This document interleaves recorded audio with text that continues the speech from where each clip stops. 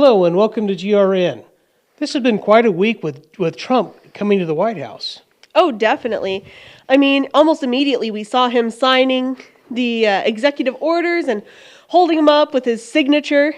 His signature. It's interesting to watch his signature. It looks like he's using a big Sharpie and he's just going and he's done. I wish my signature looked like that. Yeah, and he's like handing out the Sharpies from him. And I think one of the videos that was coolest is seeing him sign the to release the files of RFK's assassination. Or JFK. JFK. I always say it wrong. And then giving it to the pen to RFK Jr. There you go. There's too many letters. Well, when you're not from that era, you don't know, Yeah. But, yeah, it's kind of interesting how that happens, if they have like a pen for each book or something like that. And I still remember one time Biden signed something and took that pen and gave it to somebody like he was doing some big thing. And the guy's like, well, why are you giving that pen to me? Mm-hmm. But that kind of goes in step with a video we saw of Mike Johnson talking about how incompetent that Biden was. And once all the people that surrounded him left the room, he just had no idea what anything was, didn't even know what he was signing or anything. Yep, and he even described the experience like being ambushed. He was like, I went in, I wanted to talk to the president. I told them I wanted to talk to the president. They kept putting me off. I couldn't get in for several weeks. And he's like, I had so many pressing concerns. And finally, I just went in there. And all these people are waiting for me. And he's like, yeah, finally. The president goes, well, we need some alone time. And they're all like shocked, like, uh-oh. And then, of course, the president said it. So they can't say no to him. Right. And that's when Mike Johnson was really able to see just how deteriorated. And it kind of makes me question why he didn't say anything if he knew it that long ago. That has been my question for a while. And I've thought about this. I thought, what, if I was in his position, what would I have done? I think that if he would have come out and declared that Biden was incompetent, that he couldn't do this, several things would happen. One would be there would be no faith in our government. Mm-hmm. It would fall down, lose face. It would be, in the world's eyes, something terrible that happened. And I don't know that wouldn't have been a good thing or a bad thing, but we would have put Camilla in, and this would have been touted as our first woman president, and not only woman president, but a woman of color president. And I'm surprised they didn't push for that. Mm-hmm. But I don't think she's any smarter than Joe Biden. I think that it's still a problem. Yeah. But the other thing I think is that Mike knew that we were coming to the end. Mm-hmm.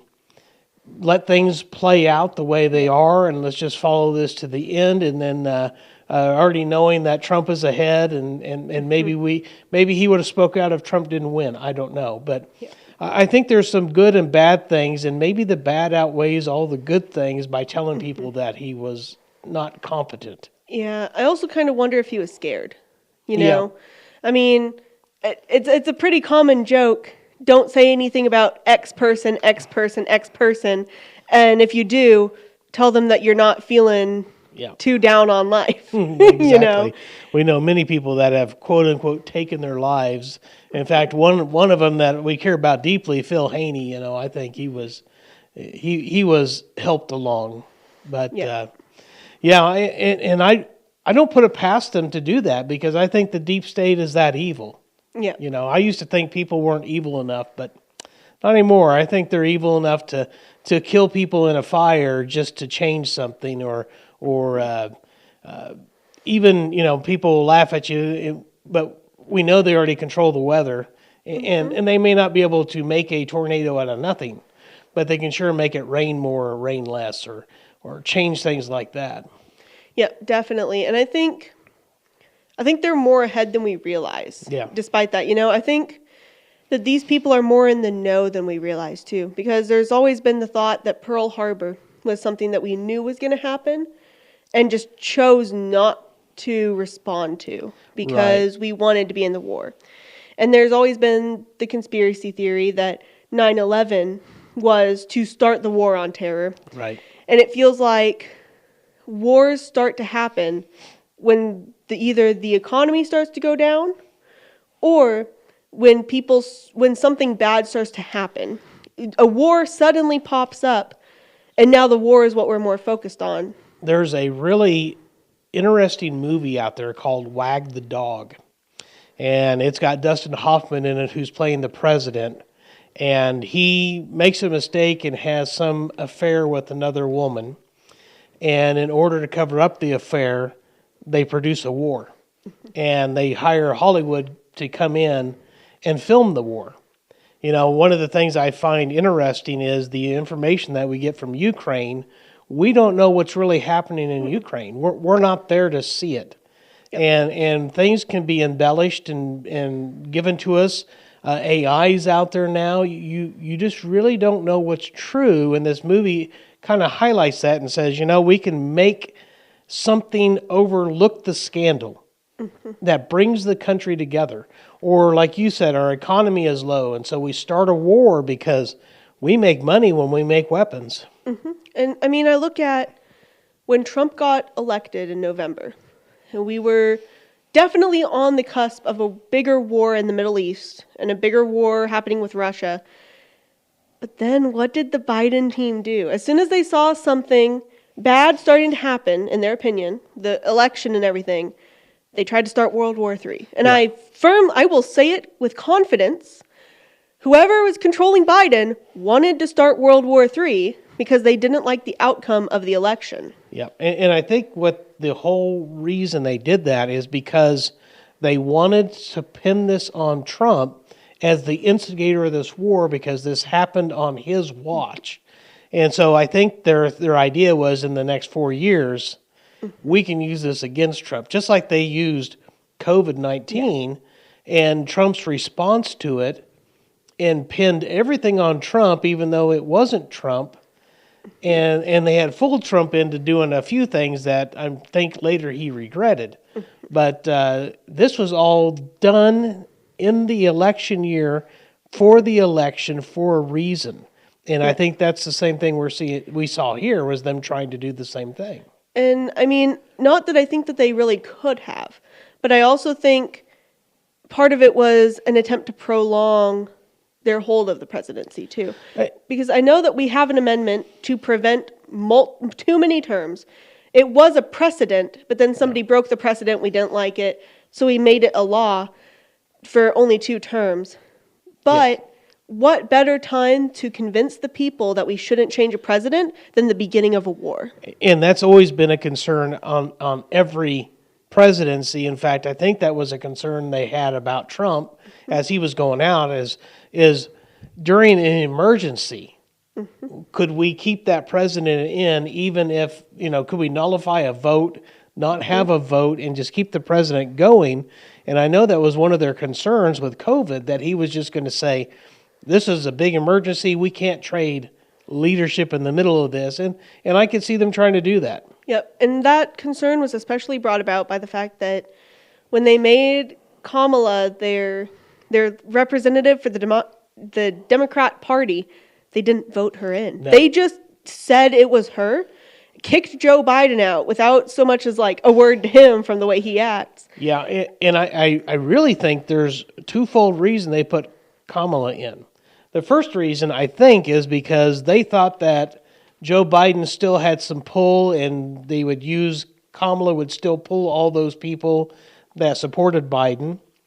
And secondly, and more importantly, what happened to the $1 billion that she had for campaigning? Yep. They wanted the money, and without her on the ticket, that money could not have been used or stolen. Used. and now they're in debt $20 million. Yep. I really think that there's a lot more going on behind the scenes. And I know we discussed this last week, talking about the fires. There's been a whole bunch more conspiracies come out since then that I hate to say it, I'm not a conspiracy theorist. Yeah. I promise I'm not. But the more I hear these, the more I feel like I should be believing them. Because another one that's been coming up is people saying that LA is pretty much a hotbed for a lot of illegal activity and debauched activity. Yep. And people are starting to say, well, it's very intentionally, the fire was intentionally started because Trump won the vote and he wouldn't hesitate to reveal everything that was going on in LA. And so a lot of people are talking, were there secret tunnels that celebrities were in on? Was there a trafficking going on under LA? All sorts of crazy things. But it makes a lot of sense because when did the fire happen? Yeah. Right when they realized that they weren't getting out of him being inaugurated, you know? Yeah, and it was interesting also to see that. Him being president-elect, and then the Electoral College confirmed it, and all of a sudden, all these liberal YouTubers and TikTokers and whatever said, oh, don't worry, Trump's not going to be president.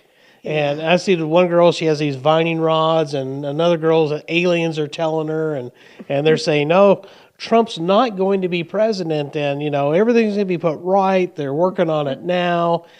And I find it humorous because this is the same thing that happened when Trump lost the last time. Now, I think last time there was foul play that happened, and not so much this time because I think they were being watched for foul play.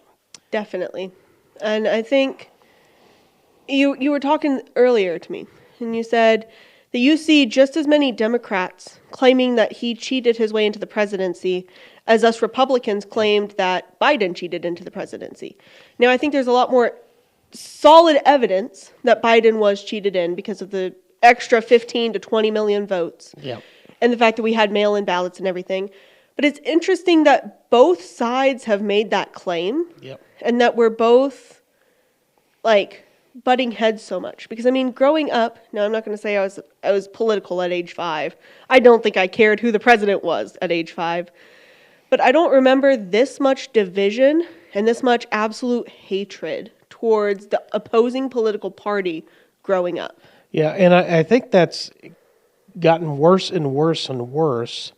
And I think it's for a couple of different reasons. I think one is that each party seems to be governed by the same body. It seems like no matter where we go, we end up in the same place. And the more you try to make things one, the more people want to make a division. Yeah. There needs to be a division. And one of the reasons you can say that is you can look in Sweden and stuff where they've tried to reduce the difference between men and women so much that there is no difference. Well, the people themselves are making it a bigger difference, and they're actually male-female roles are even exponentially defined because they're forcing them to become one. And I think that's the same problem here, is there's people that don't want them to be together. Yeah, which I will say, it's a very common, popular thing to say, but George Washington, one of the first things he did as president was warn against a two-party system. Yeah.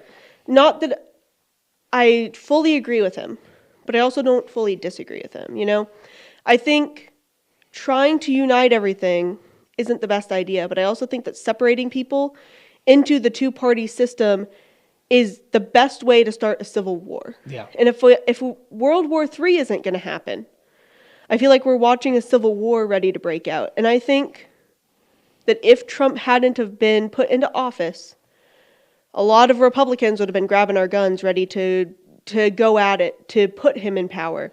And I feel like a lot of Democrats are ready to go buy guns to rectify what they think is a problem.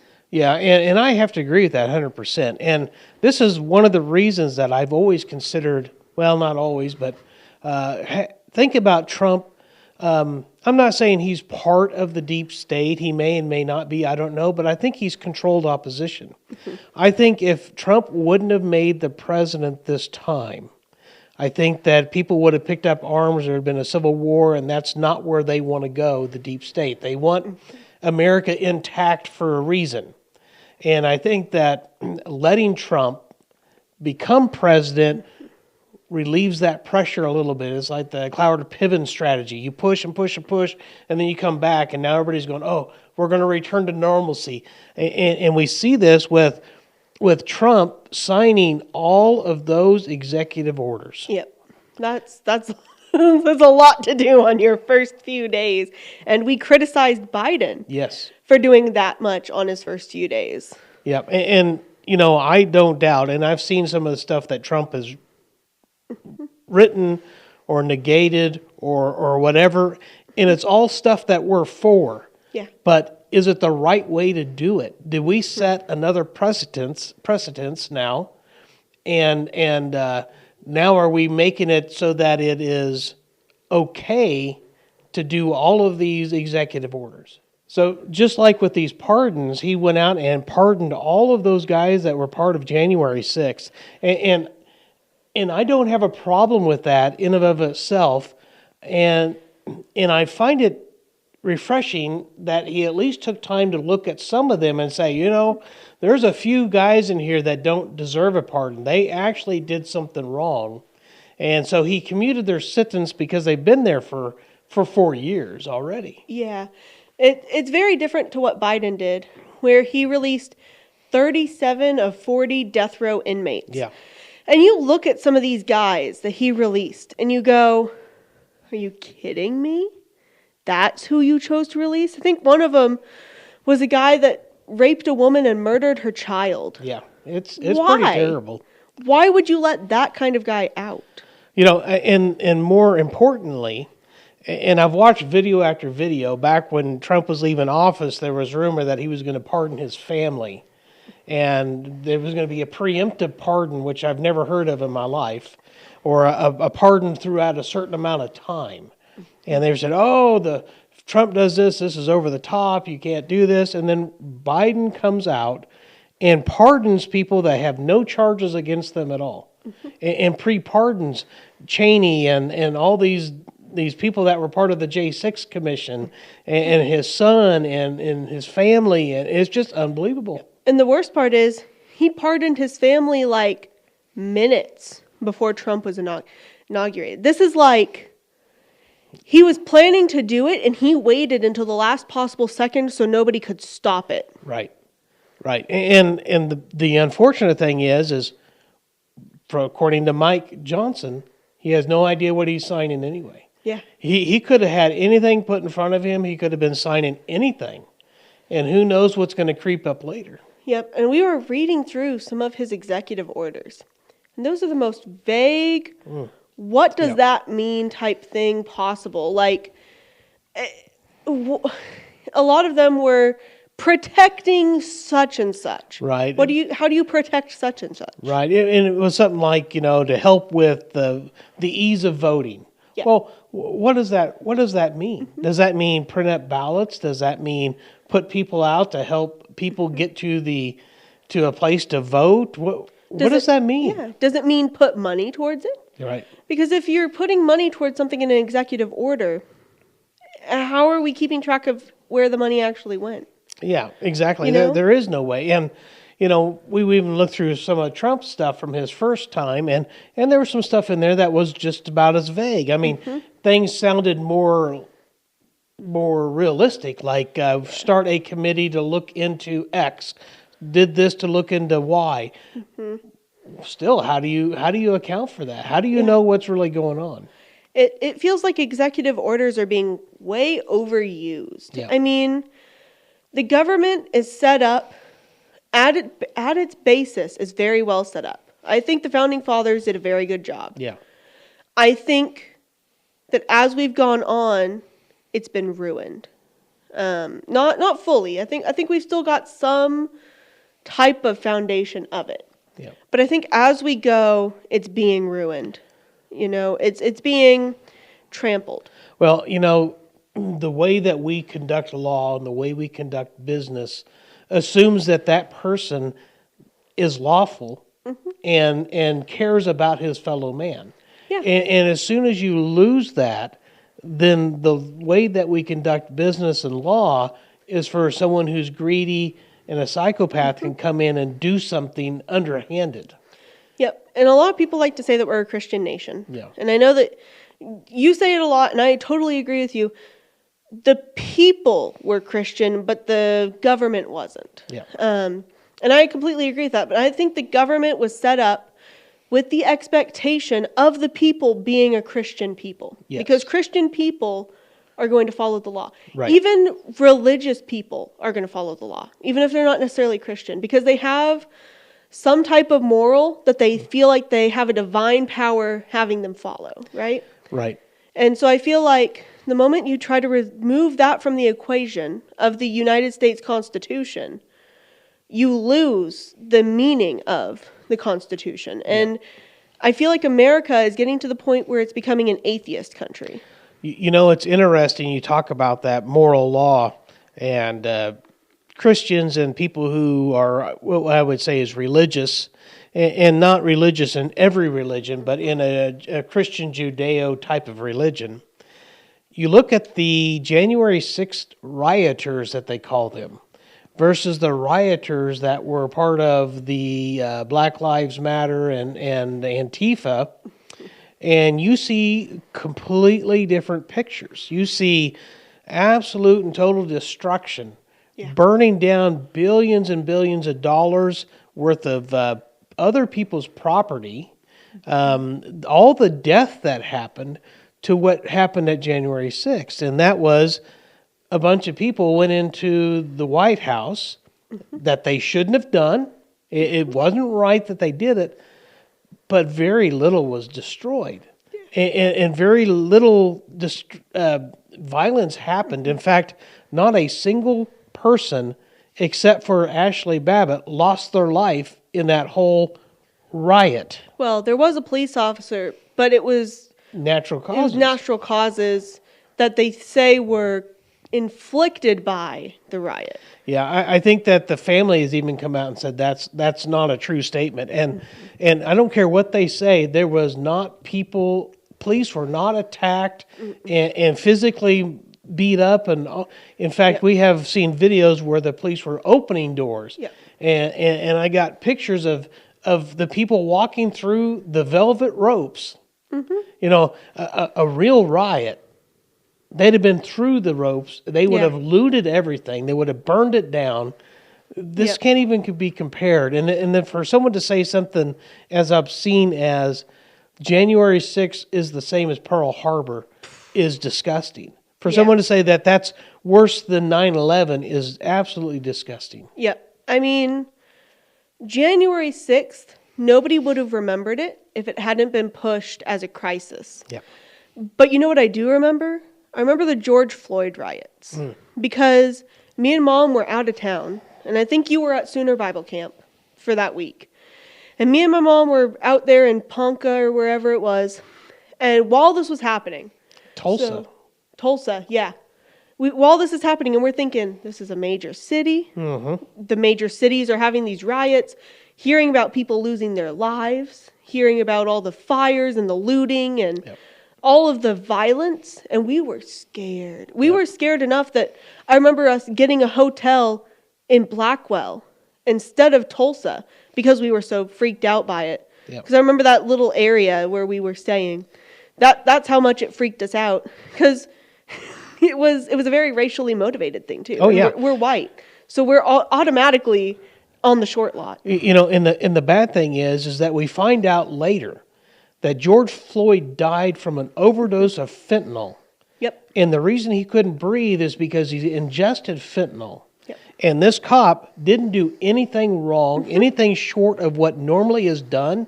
And this man's life is ruined. He is in a prison for a crime he didn't commit. Mm-hmm. And it makes me wonder if he's at risk with the population of the prison too, because he's a police officer, number one, and number two, he's accused of killing George Floyd, which is not true. Yep, it's recently come out, an official statement, and even George Floyd's family is saying, this is not a guy to really be backing this. He wasn't that good of a guy. No. You know, nobody should be backing him. He is a criminal. If you are going to back somebody, it should be somebody that legitimately died due to racism. This man, it was not racially motivated. It wasn't even a murder. Right. This was his own actions causing his own death. And the unfortunate thing is that I feel like the media in this country pushed that narrative and whipped people up over something that they had no business of whipping anybody up at until we knew what really happened. Yeah. But that's been that way for just about any type of a killing. Yeah. You know, if somebody, I think back to the one where Joe Biden says, I got in the race because of Charlottesville. Well, we find out that was not true either. It was all the other person's fault that caused all of this, and the court saw it. Mm-hmm. And I feel like you're right. Every killing is like that. I think of, I don't know if you've really looked into it, but right now in Egypt, there's like their third ever serial killer. They don't have a lot of them in Egypt because it's not a big country. But that's, well, don't look at me like that. Rude. Anyways, they haven't had a lot in their history. And so there's one of these big ones, and he's a wealthier guy. And so everybody's talking about it. His wife went onto social media, and she goes, he had our kid, and the kid was in the same house as he's killing these people. And she's scared to death. She had to flee the country. All of this stuff, well, the media is working everybody into a franticness about it, and it's impeding the investigation because she can't get her kid back. The police gave her kid to the guy's mother, and the guy's mother has ran away with the kid and won't let her have her kid back.